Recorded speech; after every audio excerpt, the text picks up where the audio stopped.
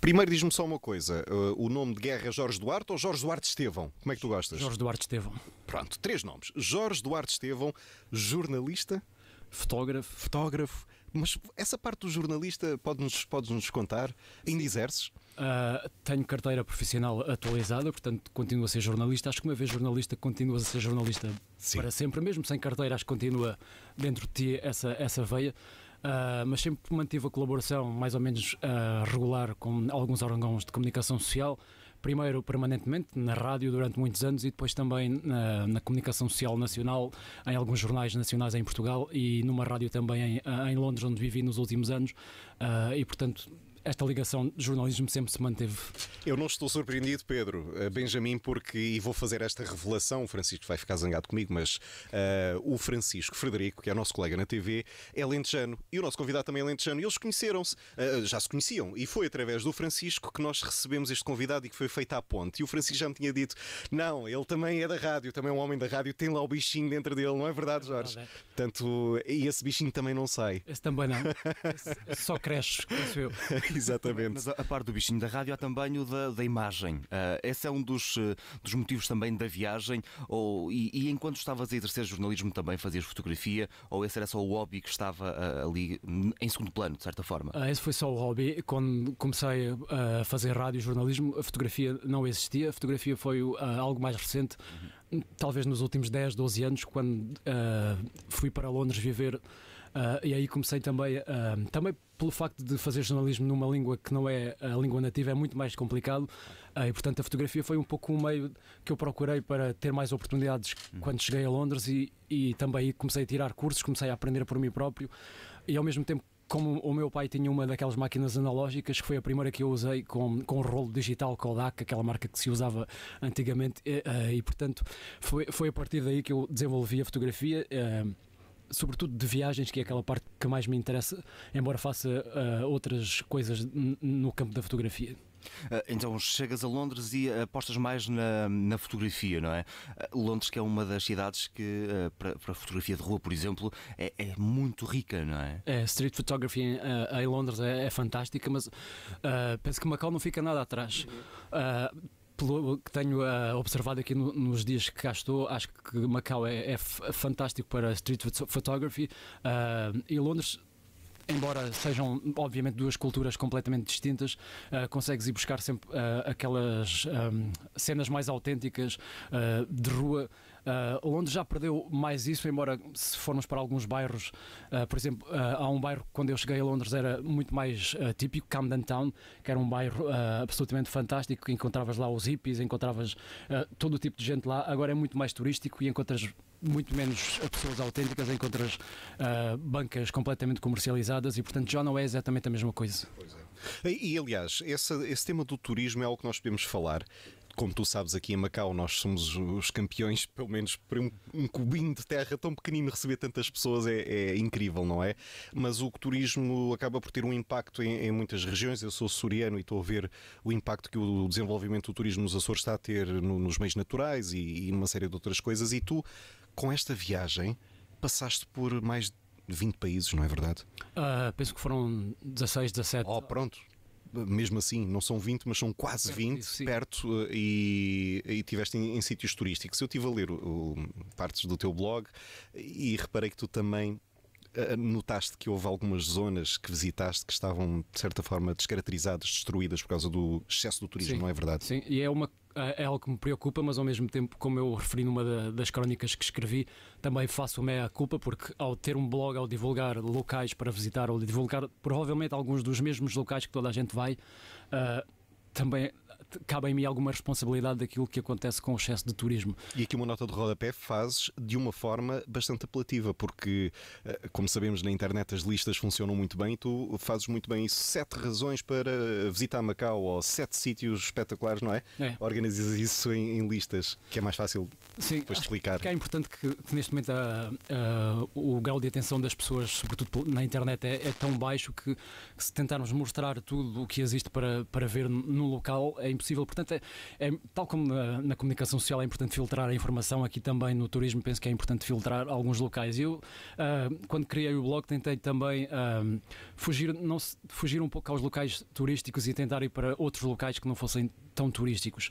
Mas, como tu disseste, nesta viagem de 6 meses encontrei locais preocupantes. Um dos mais flagrantes que me vem à memória agora foi em Pamukkale, na Turquia, porque é um local muito pequeno e onde vemos aquela fantasia das selfies levada ao extremo. E aí havia milhares de turistas a chegarem em catadupa, em autocarros, saíam, tiravam as selfies, estavam lá 10 ou 20 minutos e seguiam para o outro lado. Eu fiquei lá talvez das 9 da manhã às 10 da noite. Já quando não estava lá ninguém, já tinham fechado aquilo, a tirar fotografias com as estrelas, com o reflexo da água, etc. E pude observar todo esse movimento das pessoas que lá chegavam. Muito poucas saíam daquele pequeno perímetro onde estão as águas termais e exploravam as zonas arqueológicas, por exemplo, ou exploravam outras zonas termais um pouco mais afastadas. Isso também tem um impacto, porque muitas vezes as pessoas cingem-se apenas aos locais que estão divulgados nas brochuras turísticas, nos folhetos, e não exploram por elas próprias um pouco o que vai ali daquele núcleo central do turismo. Mas Pamukkale foi o exemplo mais flagrante. Na Turquia, a Capadóquia, que é provavelmente mais ou tão mais famosa que Pamukkale, não encontra isso porque se espalha por dezenas de quilómetros quadrados e portanto, foi mais fácil navegar pela Capadóquia, onde eu pensava ficar 3 dias e fiquei 2 semanas. A questão das redes sociais acaba por alterar também aquilo que é o paradigma das viagens e do turismo. Se calhar antes também as pessoas não passavam tanto tempo, mas hoje em dia a única preocupação é virar as costas ao local e captar uma imagem, não é? Acaba por haver também essa mudança. A tua viagem foi muito estendida no tempo, são quase 7 meses, não é, de viagem, com tempo para parar, para explorar. Conta-nos um pouco do que é que, pelos países que passaste e quais são aqueles principais locais de destaque onde é possível conhecer verdadeiramente uma cultura num país. A viagem, portanto, aquela que eu idealizei quando saí de Lisboa foi completamente diferente, ou muito diferente daquela que acabou por tornar-se realidade por vários motivos, por motivos burocráticos de vistos que não foram conseguidos e por outro lado, também, sobretudo, houve uma condicionante grande que foi o visto da China, porque há uma data limite para entrar no país, não se pode tirar o visto da China noutro país a não ser o país residente, onde se reside, e portanto isso condicionou ali um pouco, porque senão esta viagem ter-se estendido por provavelmente mais tempo. E outros vistos eu consegui tirar na estrada, e como saí de Lisboa cerca de 1 mês e meio mais tarde daquilo que eu tinha idealizado, acabei por ter que também transformar um pouco a viagem, porque não fazia sentido ir para o Irão no pico do verão, onde as temperaturas chegam aos 50 e tal graus em algumas zonas desérticas, por exemplo. E depois pensei apenas viajar pelo norte do Irão, mas acabei por não ter autorização para viajar pelo Irão e fui para a Geórgia, um país que nem sequer estava no meu percurso, e foi o país onde eu fiquei mais tempo nesta viagem. Mas as viagens também são feitas dessas surpresas, não é? E respondendo à tua pergunta em relação aos países mais autênticos, eu creio que aquele que mais me surpreendeu foi a China, porque não estava à espera de tanta organização, ao mesmo tempo de encontrar, por exemplo, Pequim, com tão pouca poluição, face àquilo que nós vemos nas notícias regularmente nos meios de comunicação social, sobretudo na Europa, mas talvez o que encontrei com mais autenticidade tenham sido a Geórgia, em algumas zonas, porque muitas zonas também já estão a ser muito afetadas pelo excesso de turismo, mas o mais autêntico creio que terá sido o Uzbequistão, porque há muito poucos turistas ocidentais, sobretudo eu entrei pela zona norte do Uzbequistão, na fronteira com o Cazaquistão, e aí eu era quase como um ser de outro planeta. És um alien. Eu recordo-me de uma cena num comboio, estava a viajar em 4ª classe, e havia aquilo era tipo quase restaurante ambulante, onde chegávamos a uma plataforma, entravam várias senhoras com alimentos para vender, alguns deles confeccionados, noodles talvez, coisas do género, carne cozida, e levavam as próprias taças em porcelana, e 2 ou 3 estações depois iam recolher as taças em porcelana já vazia e saíam nessa estação. E aquilo para mim foi surpreendente, e ao mesmo tempo as pessoas, um pouco talvez incomodativo quando chegas ao comboio e toda a gente está a olhar para ti, mas depois percebes que afinal quem está ali a mais, ou quem é ali diferente és tu, e eles não estão a olhar com algo que seja maléfico ou Exato. É por curiosidade. Apenas curiosidade. Deve ser curioso. Eu também estou curioso como é que foram essas passagens por os ãos, o Turcomenistão, o Cazaquistão, o Uzbequistão, Quirguistão. São países que habitualmente os portugueses não vão visitar, não é? Foi muito interessante. O Turcomenistão acabei por não ir porque a ideia inicial era passar da Turquia para o Irão e depois Turcomenistão. Mas como não consegui entrar pelo Irão, acabei por fazer contornar. Portanto, isto tem uma história por trás, porque como não consegui o visto para o Irão, eu decidi ir para a Geórgia também pelo facto do calor que lá já mencionei, e também porque era mais fácil pedir o visto para o Irão na Geórgia. Acabei por não conseguir na Geórgia, fui fazer uma terceira tentativa na Arménia, onde não tinha sequer previsto também viajar, mas aí também o visto foi rejeitado e voltei para trás para a Geórgia e fui pedir o visto da Rússia para então entrar e contornar o mar Cáspio pela Rússia, entrar por uma zona que não é sequer aconselhável viajar, que é o Daguestão, onde existem regularmente atentados terroristas e tudo, mas tive uma experiência fantástica aí, as pessoas muito simpáticas e tal como no Uzbequistão, muito autênticas, porque além de turistas russos não havia um único turista ocidental naquela zona que faz fronteira com a Chechênia, por exemplo. Mas o inglês era a tua língua? Safavas-te com o inglês ou não? A língua gestual é provavelmente mais fácil. Também recorreste body language. E tiveste a questão que falavas de viajar em comboio em quarta classe. Acabas por ter uma experiência mais daquilo que é viajar como um local, e não o turista que está no resort, faz o shuttle até à cidade ali ao lado.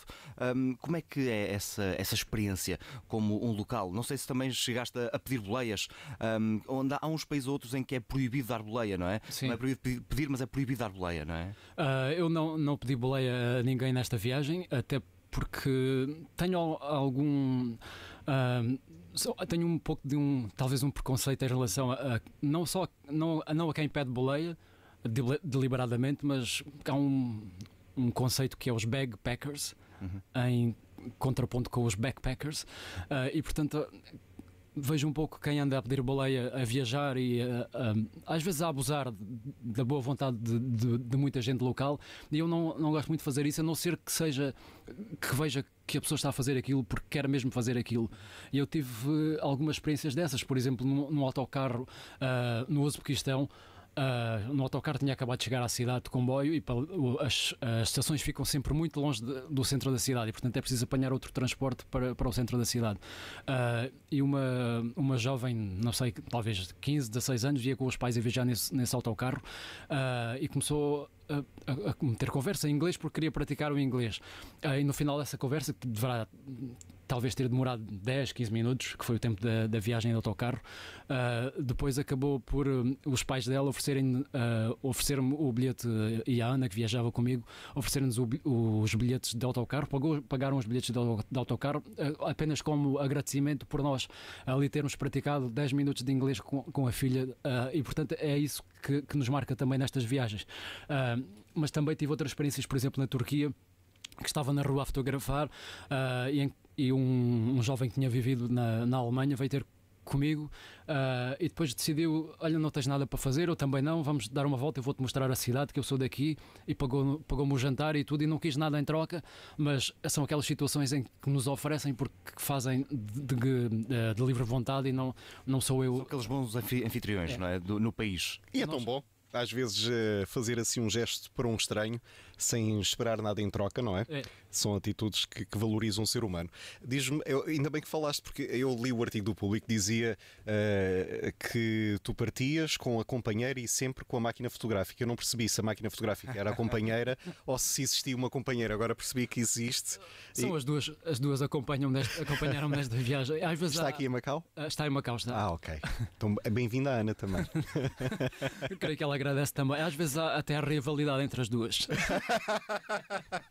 Gostas mais da máquina do que gostas de mim, estás sempre agarrado à máquina. É um pouco isso. Uma das coisas que eu também li é que tu optaste pelo comboio porque consideraste que dava tempo para avaliar as fotografias, editar, não é?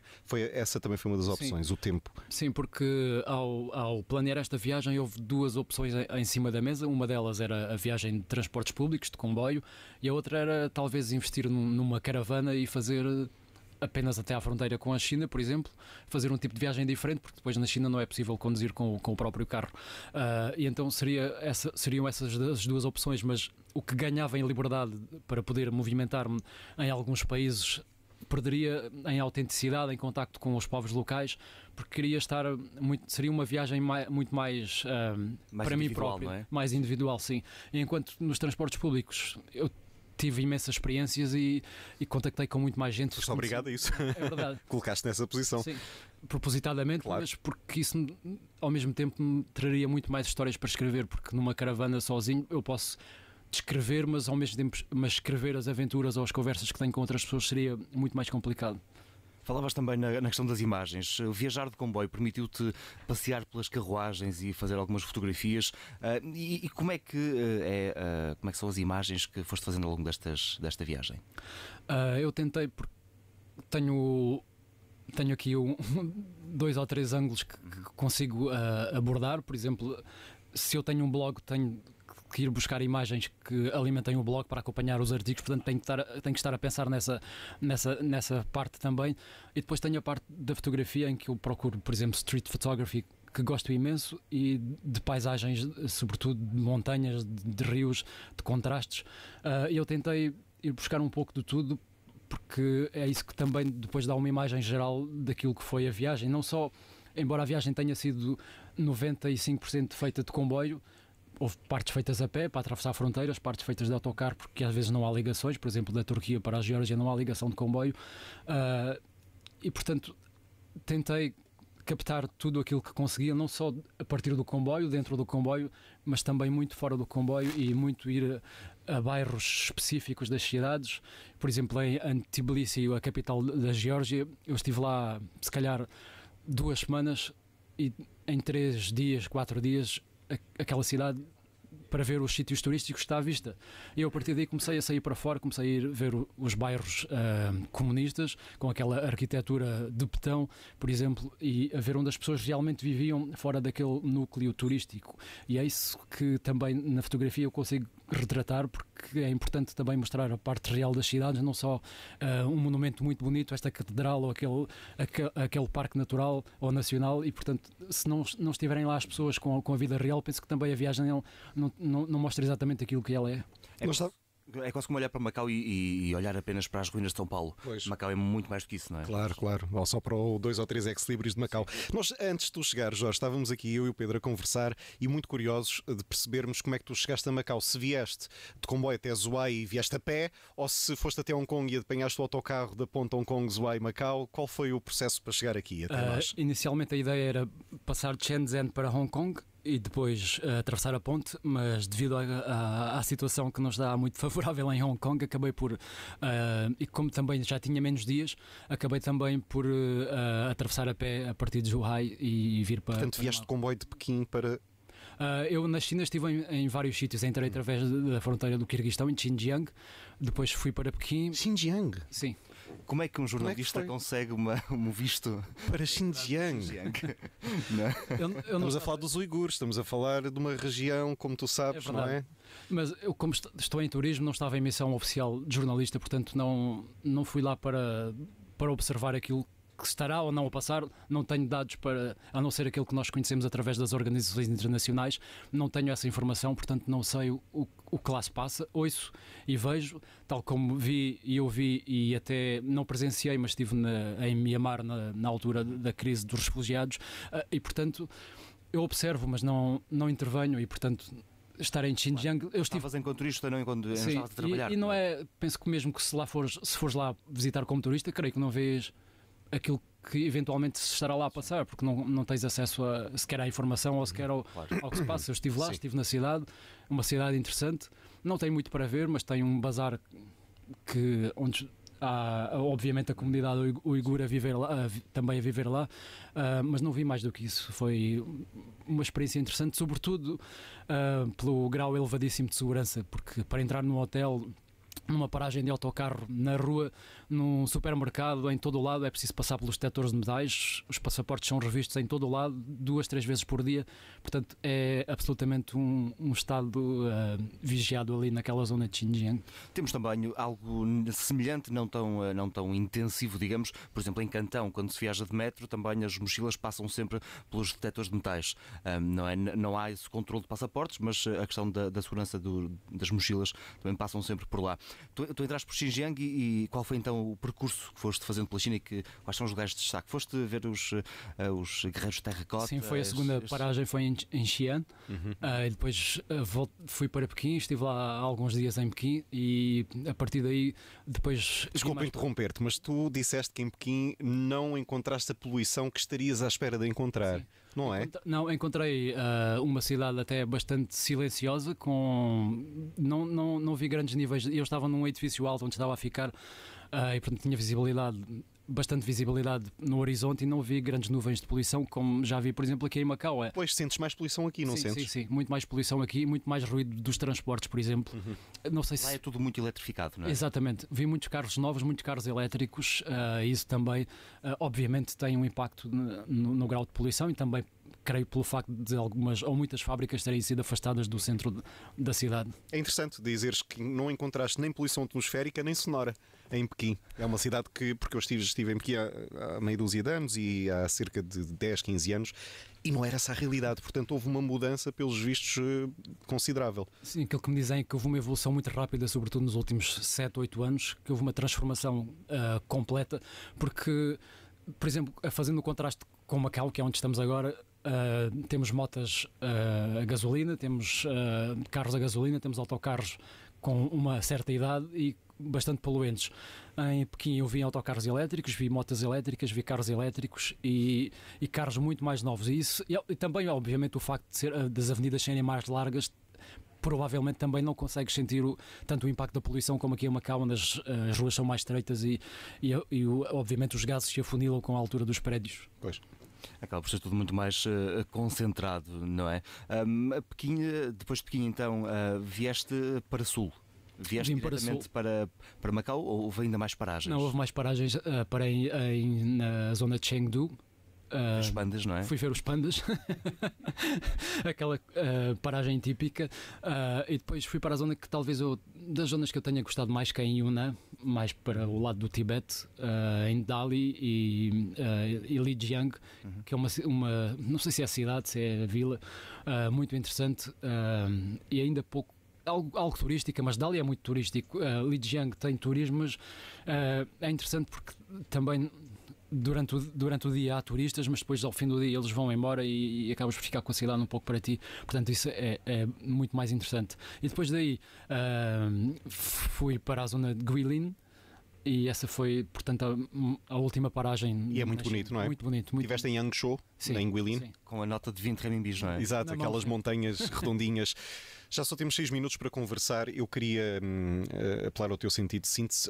Vais regressar para Portugal como e quando? Vou regressar para Portugal de avião. Porque não vou diretamente de Portugal, vou para a Inglaterra porque tenho um trabalho fotográfico lá e depois estou a pensar regressar para a Ásia para explorar o Sudoeste Asiático. Mas vais regressar quando? Passas aqui o Natal connosco, por exemplo? Em Macau. Sim? Não. Daqui a 3, 4 dias vou para Estás de partida? Já estou de partida. Ok. É curta então. Já esta dia aqui em Macau. Viagem, não é? Exatamente, é curta. Estou há talvez 7, 8 dias. Ok. Então já deu para explorar bem Macau. Um bocadinho já. Eu queria perguntar-te, perante esta grande aventura que tu tiveste, vais uma pessoa diferente, regressas uma pessoa diferente para Portugal? Acho que sim, acho que nunca ficamos iguais depois de uma viagem de longa duração. Foi a minha primeira de longa duração, mas nunca ficamos iguais porque tudo aquilo que vemos nos transforma, não ficamos diferentes porque vimos mais que alguém ou porque em ti próprio acho que há uma mentalidade que muda, sobretudo, por exemplo, em relação àquilo que nós temos e que não precisamos ter. O minimalismo se calhar ganha mais forma, não precisamos de ter tanta coisa em casa quando eu posso viver de uma mochila durante 6 meses. E contaste com apoios? Porque eu li que o Turismo de Macau foi uma das entidades que te apoiou nesta viagem. Sim, não é foi verdade? o principal apoio nesta viagem foi o Turismo de Macau, a quem eu agradeço pela oportunidade, mas E houve outras empresas que tiveram contacto comigo, mas algumas acabei por rejeitar porque não se enquadravam no perfil desta viagem. Estás a falar de patrocínios? Sim, exatamente. Marcas que querem patrocinar, não é? E acabei por rejeitar algumas porque algumas a compensação não justificava o trabalho que eu ia ter, e outras porque não se enquadrava no perfil, e tanto umas como as outras eu acabei por dizer não, porque quando eu comecei a planear esta viagem era a fazê-la a partir das minhas poupanças, e portanto, se tivesse o apoio tudo bem, se não tivesse a viagem ter-se-ia feito de qualquer forma. Isto acaba por ser a viagem feita e a questão do apoio do turismo de Macau também num ano em que celebram 20 anos, não é, da transição de Macau para a China. Assim, foi essa também uma das premissas, porque quando eu planeei uma viagem de longa duração tinha outras oportunidades, outros planos, por exemplo, ir para a América do Sul a fazer uma viagem de volta ao mundo, como é costume fazer, e quando eu me apercebi que eram os 20 anos de transição de Macau para a China, essa foi talvez a parte que me fez pensar num tipo de viagem que pudesse assinalar essa efeméride. E os amigos em Macau também foram um fator que pesou nessa decisão? Sim, há obviamente o amigo Francisco Frederico, que conheço há muito tempo, alentejano como eu, e portanto tem dias que é boa pessoa. Ele nem está aqui no estúdio nem nada. Estamos os dois, eu e a Ana, a gostar bastante da companhia dele também, e de todas as dicas que nos tem dado aqui para ver Macau e para saber onde vamos comer ou provar as melhores coisas e explorar a região. Já provaste essa comida de fusão, comida macaense, por exemplo? Já tiveste a oportunidade? Dim Sum, claro. Isso é maravilhoso, eu adoro o Yam Cha. Já levaste então o nosso amigo ao Yam Cha? Muito bem, o Yam Cha é uma delícia. E aquelas coisas macaenses, o minchi e o porco bafassá, também já houve oportunidade ou não? O minchi já, e também a galinha africana. Foram dos dois primeiros que provei. Além da comida portuguesa, obviamente, claro. O pastel de nata já foi, algumas vezes já foi repetido. Macau dá para matar saudades da terra? Achas que há, em termos de tudo, de veres letras em português nas ruas, as placas, ou pastel de nata, o cheirinho do pastel de bacalhau, encontras um bocadinho. A minha pergunta é: existe ainda Portugalidade em Macau? Eu acho que sim. Eu acho que sim, sobretudo em algumas zonas. Por exemplo, se fores a São Lázaro, por exemplo, eu estava na rua e se olhar para a rua vejo as pedras da calçada, vejo as ruas até os candeeiros, vejo homens e mulheres fardados com a farda da PSP, e portanto acaba por parecer que estou mesmo em Lisboa, no Porto. Acaba por ser muito, muito parecido nessa zona. E se calhar também acabaste por ver alguns casais de noivos a fazer fotografias naquele que é um dos locais mais do Instagram de Macau também, não é? As ruínas. As ruínas de São Paulo e também ali a zona de São Lázaro. Sim. Aqueles edifícios mais típicos e tradicionais. Bom, o Jorge perguntava-te se encontravas Portugalidade, e tu passaste também muito pela China. Como é que é olhar para Macau como fusão entre Portugal e a China? Há essas duas identidades que estão muito presentes. Estás a falar em relação a Macau? A Macau, exatamente. Olhando para Macau, como é que se vê Portugal? Essas são as características de Portugal, não é? E da China, além da gastronomia, do dim sum, de toda esta gastronomia chinesa muito presente, do sul da China, muito presente aqui em Macau. Assim, realisticamente falando, penso que muito de Macau já é obviamente China, sobretudo se olharmos a tentarmos à construção, aos restaurantes, aos sinais. Portanto, há muito da China aqui, embora eu note que o comportamento daquilo que eu encontrei na China do Norte é diferente daquilo que eu encontrei, por exemplo, na China do Sul ou até em Macau. As pessoas comportam-se de forma completamente distinta, os dialetos são obviamente distintos, e portanto há muitas diferenças em relação. Acho que às vezes até é difícil falar da China, porque é tão, país, não é? Sim, exatamente, é tão distinta de um local para o outro que é quase impossível apenas analisar a China vista de uma só perspectiva. Jorge, temos que encerrar a nossa entrevista, não sem antes comermos uns segundos do noticiário e dizer que poderão acompanhar, porque não o dissemos, as aventuras do Jorge no sítio www.lugarsincertos.com. Muito obrigado. Foi um prazer conversar contigo. Obrigado. Vamos então avançar para